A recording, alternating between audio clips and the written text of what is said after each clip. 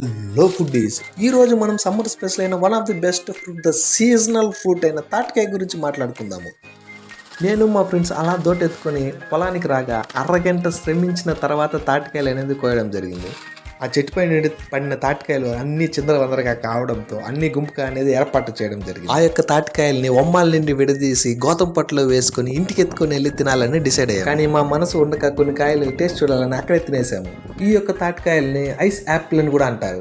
ఈ మధ్య ఈ నుంజులతో మిల్క్ షేక్ కూడా చేస్తున్నారు. బయట అయితే ఒక తాటికాయలోనే 3 నుంజులు విడదీసి అలా ఒక డజన్ నుంజుల్ని 100-120గా అమ్ముతున్నారు. అలా కొన్ని తాటికాయలు తిన్న తర్వాత మూటెత్తుకొని ఇంటికి బయలుదేరాము. ఈ యొక్క నుంజుల్లో చాలా ఔషధ గుణాలు ఉన్నాయి. చెమరకాయలు ఉన్న వాళ్ళు ఒంటికి రాసుకుంటే అది తొందరగా నయమైపోతుంది. ఈ యొక్క నుంజులు ఓన్లీ సమ్మర్ లో మాత్రమే దొరుకుతుంది. అలానే లేత తాటికాయలు కాకుండా ముదిరిపోయిన తాటికాయలు కానీ భూమిలో కానీ నాటితే మనకు గేగులు అనేది వస్తుంది. అది కూడా మనము తినచ్చు.